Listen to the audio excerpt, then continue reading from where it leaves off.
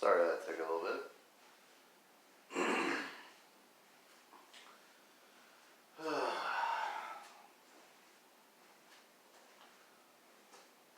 Down with authority.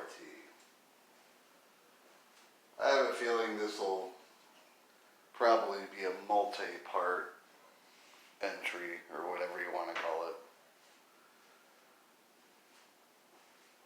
I think this particular today's subject is going to be spiritual authority. But I think in the future I'm probably going to talk a lot about down with all authority. All authority, all authority. But we'll start with spiritual authority. Because spiritual authority is something I'm a bit more adept at, for one thing. And I have more thoughts on spiritual authority than all the other versions of authority.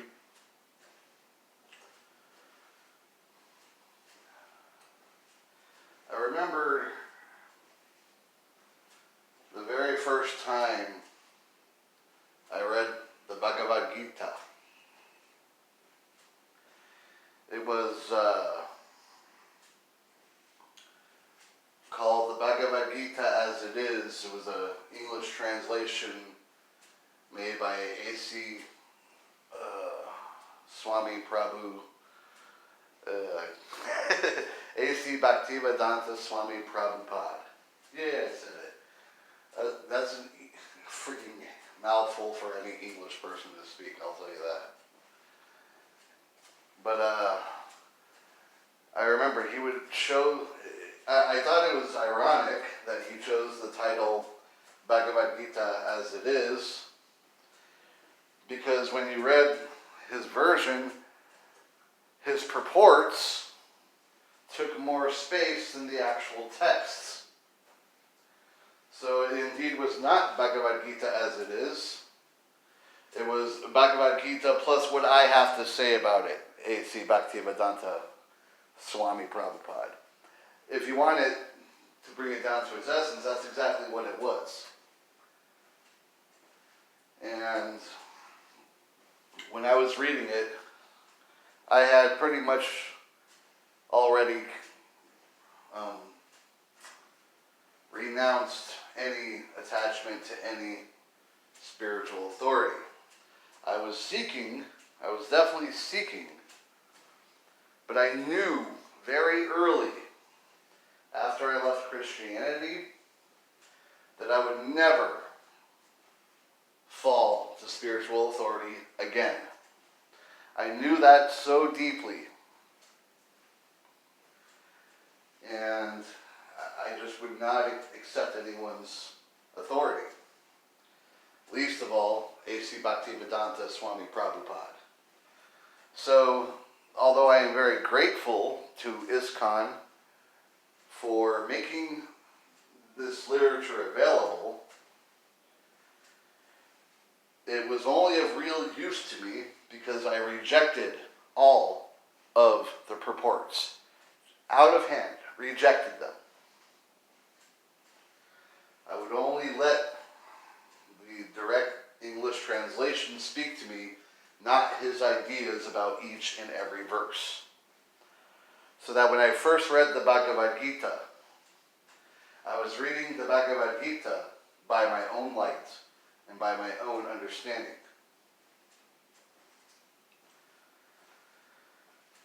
Now, this rejection of spiritual authority certainly is not very prominent in Hinduism. In Hinduism, the spiritual teacher or guru is held in extremely high esteem. I have never met the Hindu text that did not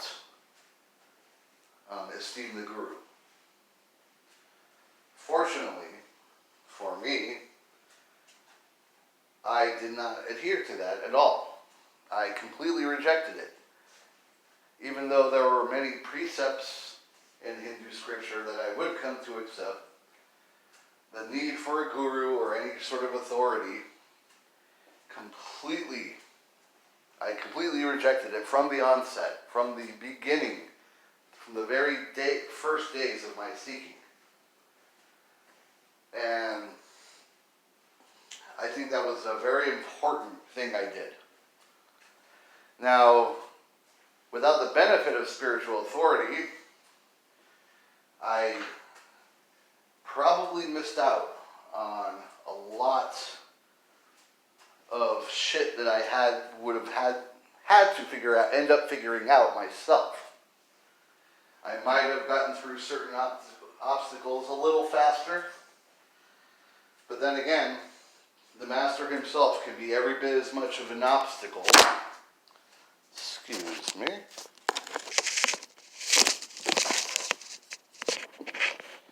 Yeah, I'm not a professional here, as you can see. Oops. Okay. Oh, this way.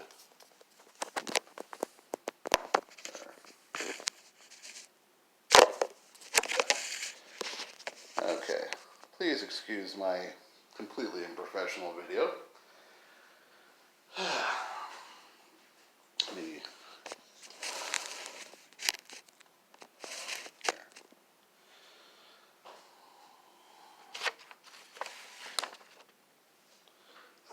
Whatever. Okay. So as I was saying, from the beginning, I read the Bhagavad Gita with my own light, and I continued to read between the ages of 19 and 22. I continued to read the Srimad Bhagavatam and other texts made available by ISKCON. And I am very grateful to ISKCON for making those publications available, even though I utterly reject their authority. But, so yeah, as I was saying, my spiritual progress was very scant in my early years because I relied on my beliefs. I figured all my beliefs were in order and they made sense to me, so I didn't really see much of a need to go further. I didn't dig into meditation perhaps maybe as much as I would have if I had a spiritual master. But I don't regret any of that, because as it turns out, everything was exactly as it was supposed to be. Because throughout human history, we have all accepted authority so eagerly, hungry for it even, just hungry for the answers that authorities can give us, or seem to give us. And we've sought shelter in authority, and in many ways we have been given shelter in authority. In the same way you are sheltered from hitting your head on the ground when you're wearing training wheels on your bike.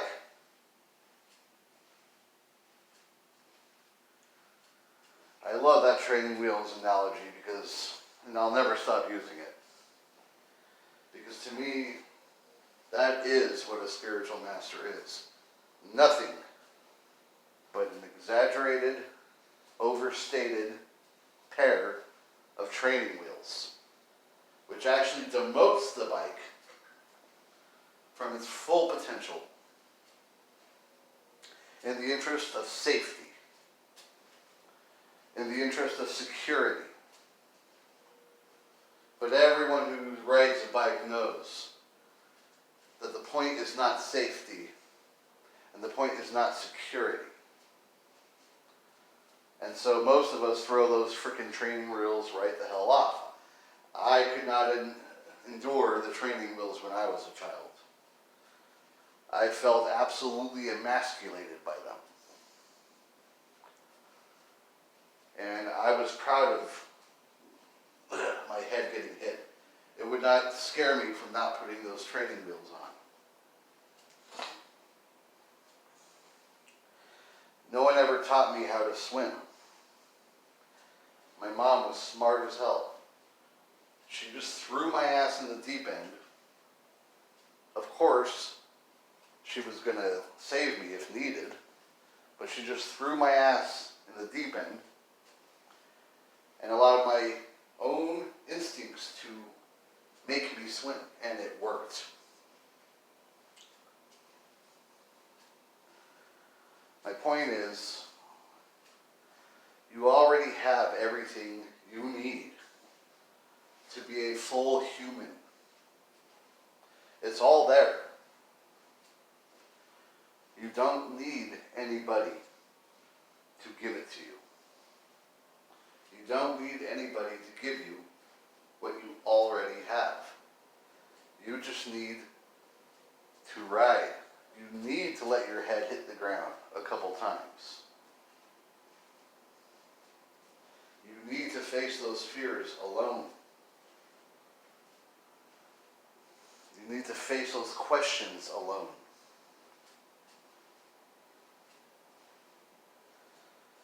You need to face your understanding alone. Because if you don't, all you're going to get is someone's bullshit version of events.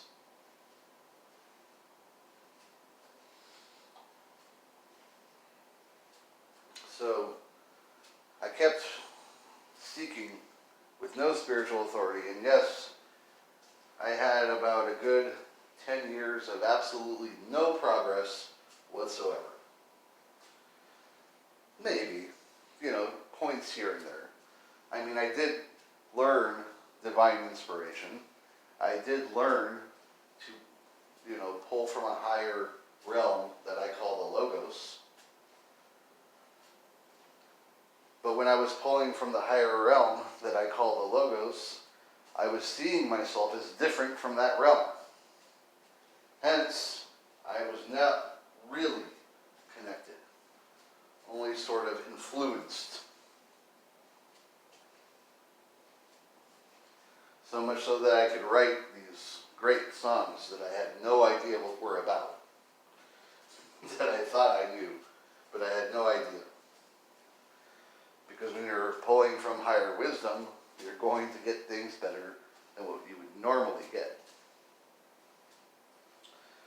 So yeah, I was kind of a songwriter, very much of a drifter,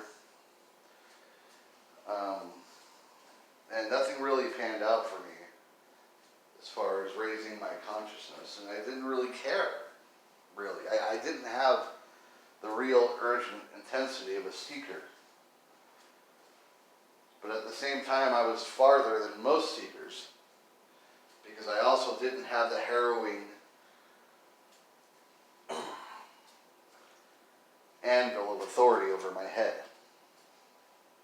So that when the time came for me to finally discover something greater,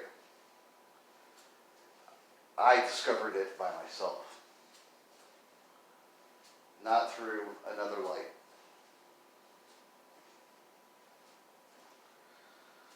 But before that would happen, I would have to come to question all of my beliefs.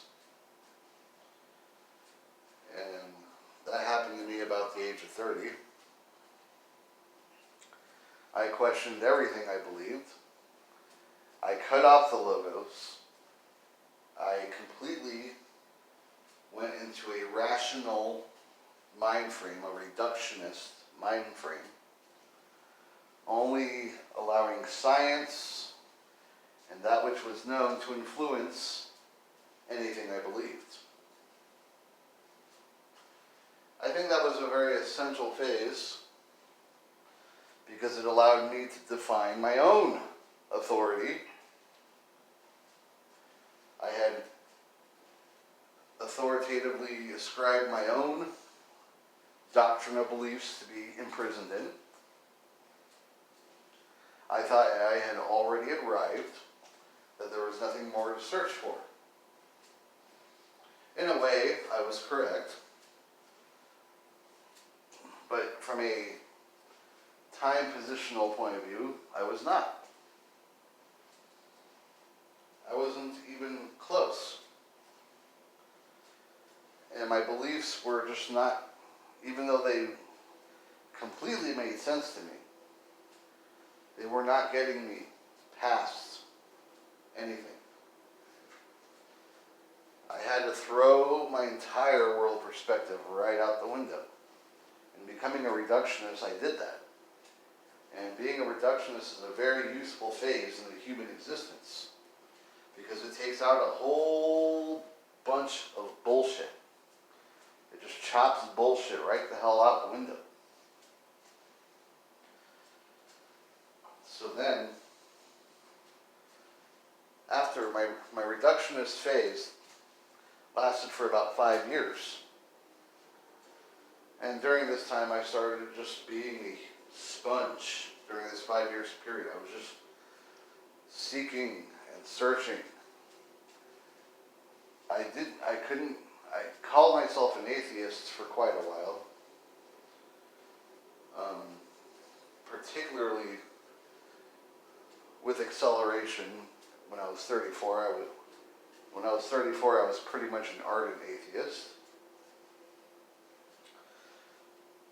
But then the breakdown in belief that I experienced when I was 30 started happening with the atheism.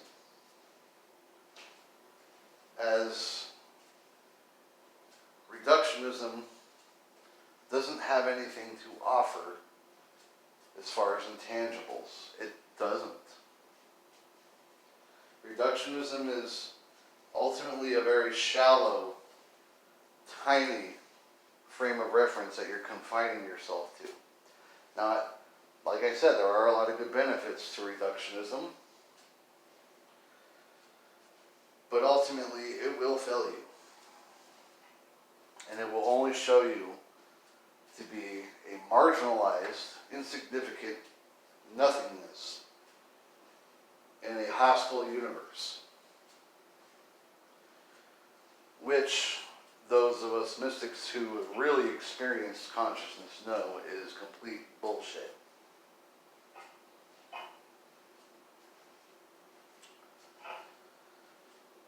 So, I rejected the Dawkins authority, the atheist authority. I got into occultism, and I rejected all authority of occultism, and those who called themselves occultists, or those who were against occultists.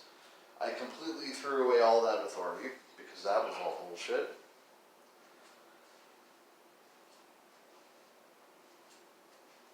And then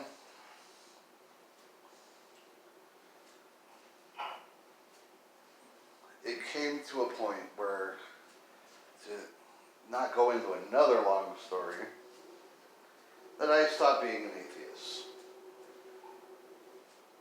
And once I stopped being an atheist, and there was this point where it was just me in existence, with no definitions, with no clinging to past ideas.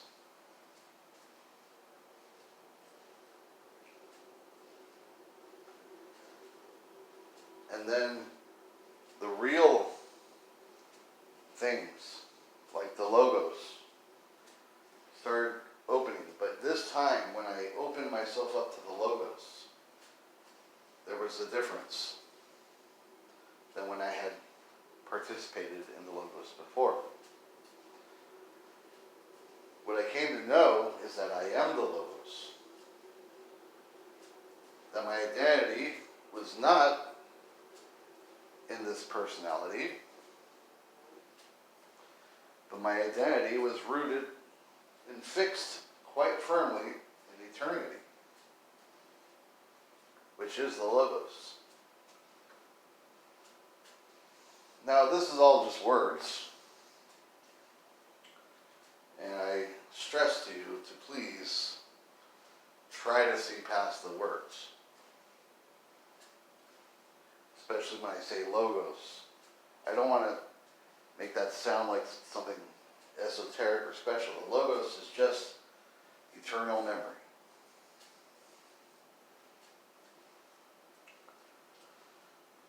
The eternal memory that transcends all time.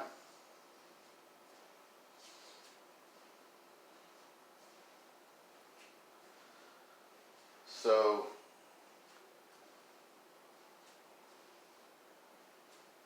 what I'm really getting at in this semi-autobiographical tirade I'm on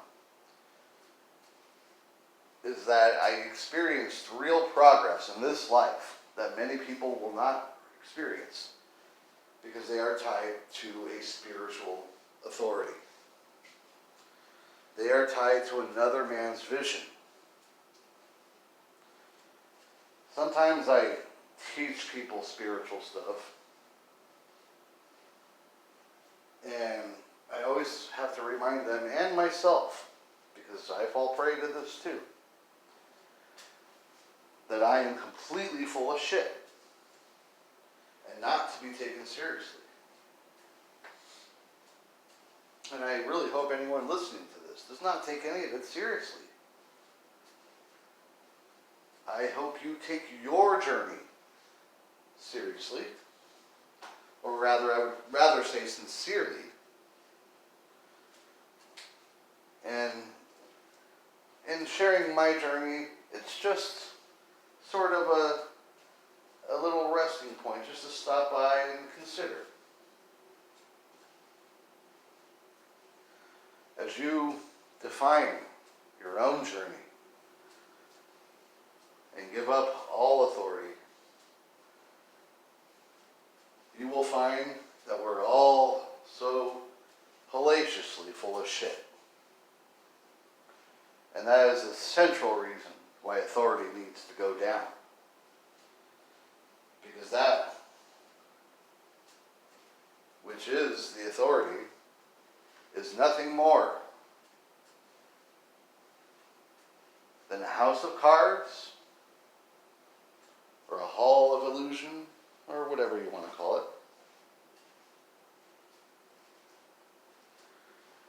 And we don't need them. We have enough of our own illusions to transcend, much less the illusion of some so-called teacher.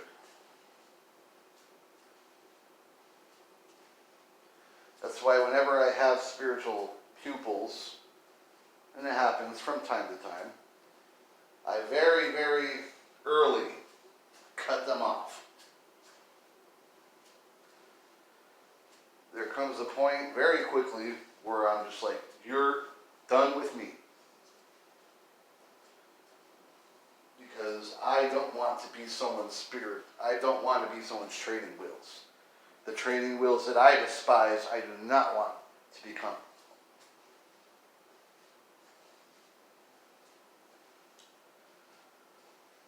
And I don't worry, because I am nothing special to be held to or cling to for any reason whatsoever.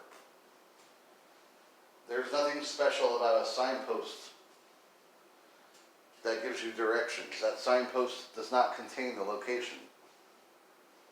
That signpost is not significant. It fulfills a function. You don't present a signpost with garlands or Rolls Royces. Some do. And just word up to Osho. Okay, I love freaking Osho.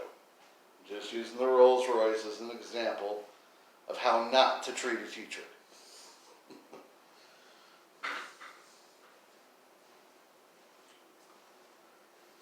There's nothing special, because we're all just the same being.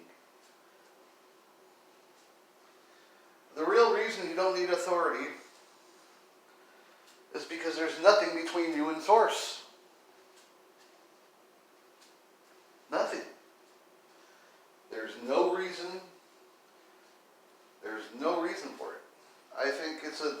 developmental immaturity for humans to need authority. That doesn't mean it's wrong. It's just an immaturity. It's a less mature station.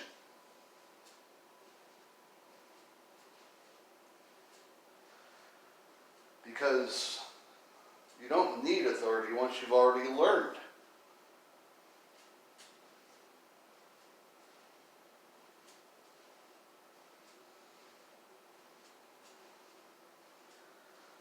So when I say down with authority,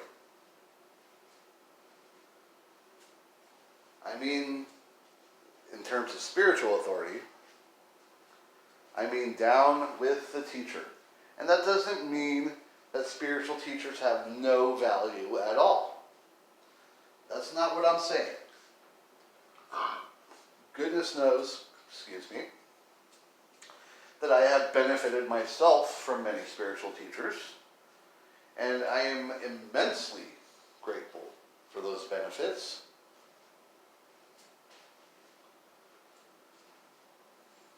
But none of those teachers are anything more special than anyone. The thing is we're all eternal. We're all immense. We're all wonderful. And for one of us to lower our wonders, the wonderful parts of our nature, in some vain, fake humility, to impress some spiritual master, is stupid.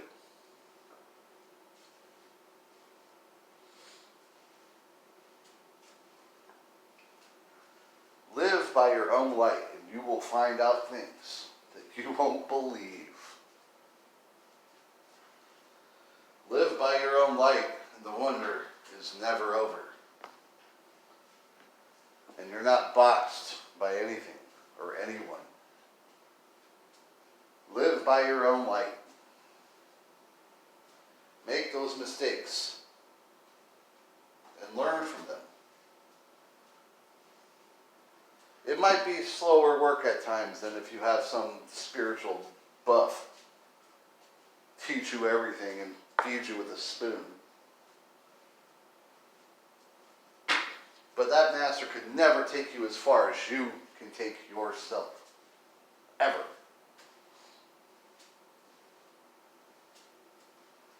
And I'll probably come back to this subject again. Or maybe I won't. I don't know. Peace.